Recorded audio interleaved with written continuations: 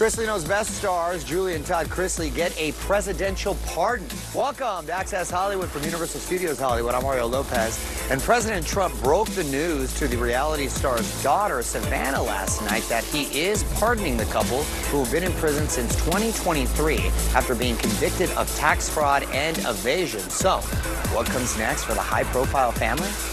I have shed so many tears. The president called me personally, notified me that he was signing pardon paperwork for both of my parents. As Todd and Julie's daughter Savannah celebrates the end of her parents' prison sentence, news of their controversial pardon continues to sharply divide the nation. Many are outraged, believing it sets an example that there are no consequences for crimes. Legal analyst Misty Marris reminded us what a jury found them guilty of in 2022.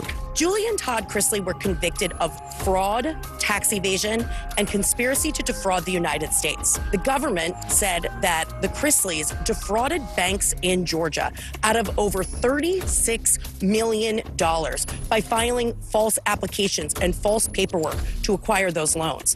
They also said that they hid the earnings from their hit television show, Chrisley Knows Best, from the IRS. How much are these robes? They are $125. I'll take 5. Despite their serious convictions, the couple has many people in their corner, saying their punishment was way too severe and unfair. Todd has been serving 12 years in prison while his wife Julie was handed down a 7-year sentence.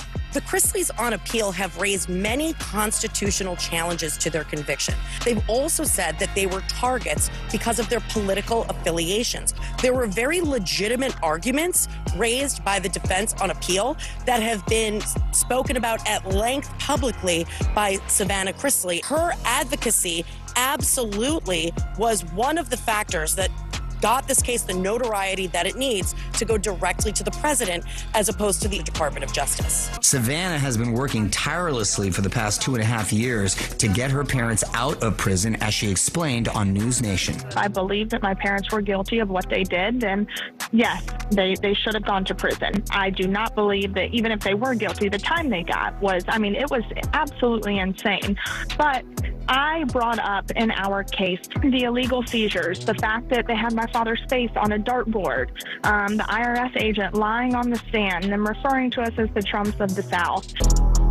Even though they're pardoned, the conviction generally stays on the record, meaning they will still be convicted felons in the eyes of the law.